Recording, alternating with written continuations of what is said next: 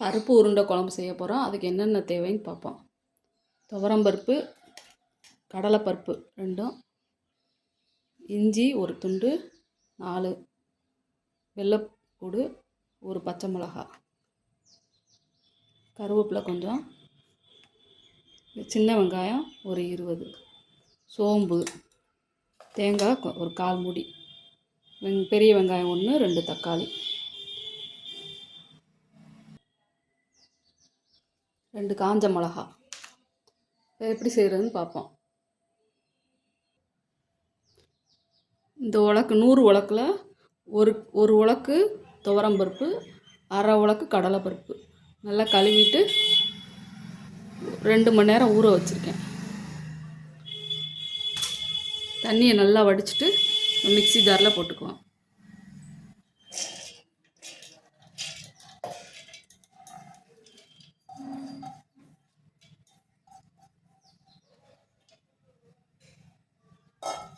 சின்ன வெங்காயம் சேர்த்துக்குவோம்.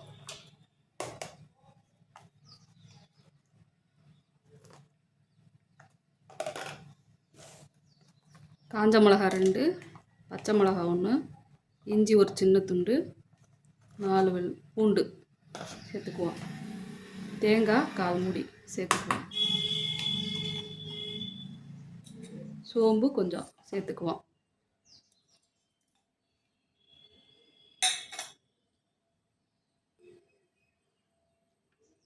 உப்பு தேவையான அளவு போட்டுக்குவோம். இதை அரைச்சிட்டு வந்துடும். கொரப்பாக அரைச்சிக்குவோம். தண்ணியே ஊற்றாமல் கொரப்பாக அரைச்சிக்குவோம். மிக்ஸி ஜாரில் இந்த அளவுக்கு அரைச்சாச்சு. குழம்பு வைக்கலாம். இப்போ இந்த மாவுலே கொஞ்சம் வடை செஞ்சுட்டு குழம்பு வச்சுக்கலாம். புளி கொஞ்சம் ஊற வச்சுக்கிறேன். இந்த அளவுக்கு புளி ஊற வச்சுக்கிறேன்.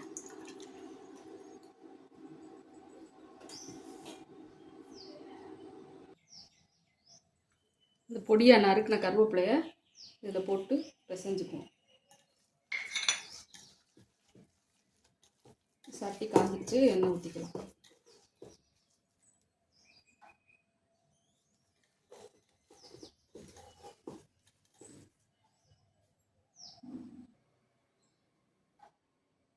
எண்ணெய் காஞ்சிடுச்சு. வடை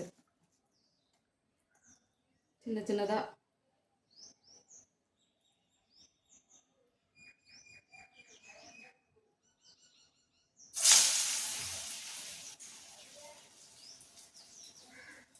லோ ஃப்ளேமில் வச்சுக்கணும்.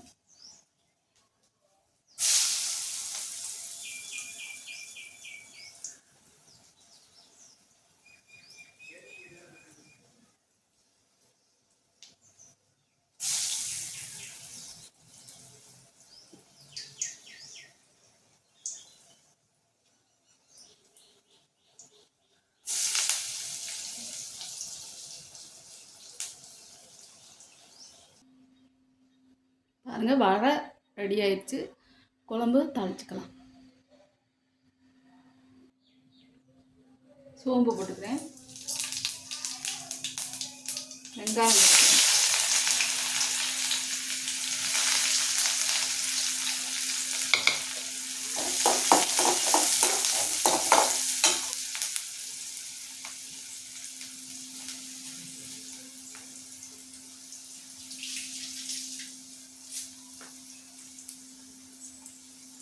கருவேப்பிலை ஒரு கொத்து போட்டுக்கிறேன். நல்லா வதங்கணும்.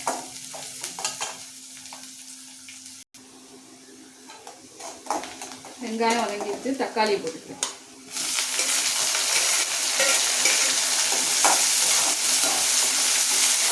தக்காளி நல்லா வதங்கிடுச்சு.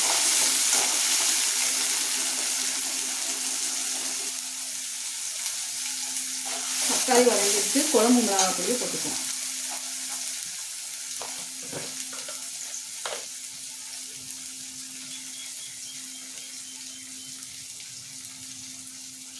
ஒரு 3 ஸ்பூன் போட்டுக்கிறேன். 4 பேருக்கு.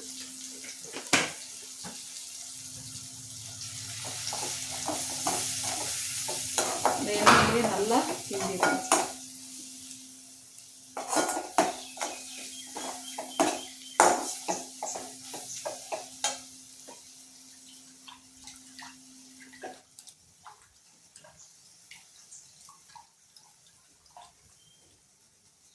புளியை கரைச்சி ஊற்றிடுவேன்.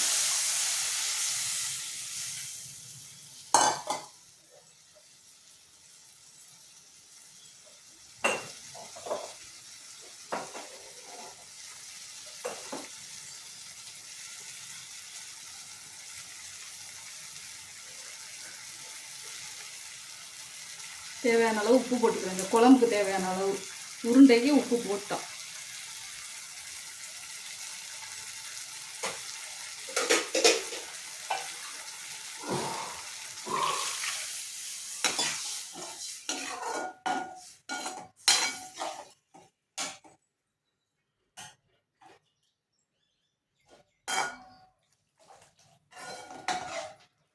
குழம்பு நல்லா கொதிக்கட்டும்.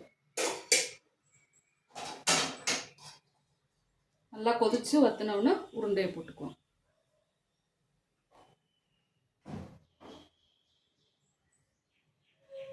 குழம்பு நல்லா கொதிச்சிருச்சு. இப்போ உருட்டி வச்சா உருண்டையை போட்டுக்கலாம். அடுப்பை சிம்மில் வச்சுக்கணும்.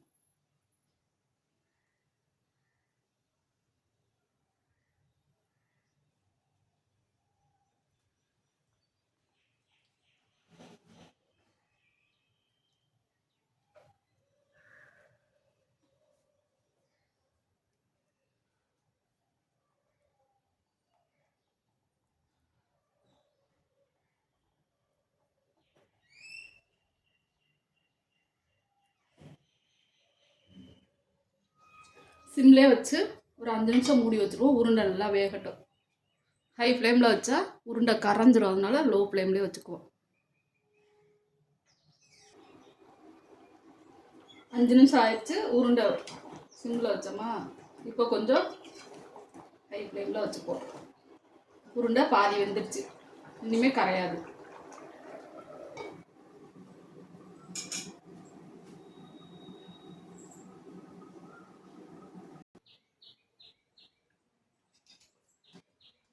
உருண்டை குழம்பு ரெடி ஆயிடுச்சு. உருண்டையெல்லாம் நல்லா வெந்துருச்சு. இப்போ அடுப்பை ஆஃப் பண்ணிக்குவோம்.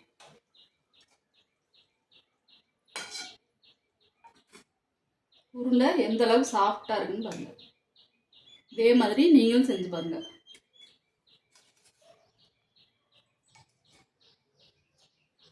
உருண்டை குழம்பு வடை ரெண்டும் ரெடி ஆயிடுச்சு.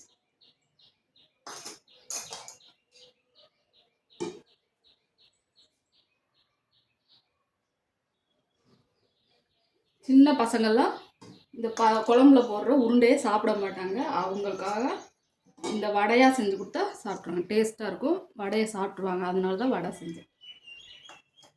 நீங்களும் குழந்தைங்களுக்கு இதே மாதிரி வடையாக செஞ்சு கொடுங்க, சாப்பிட்ருவாங்க. பருப்பில் எல்லா ப்ரோட்டீனும் இருக்குது. அதனால் நீங்களும் செஞ்சுக்கோங்க.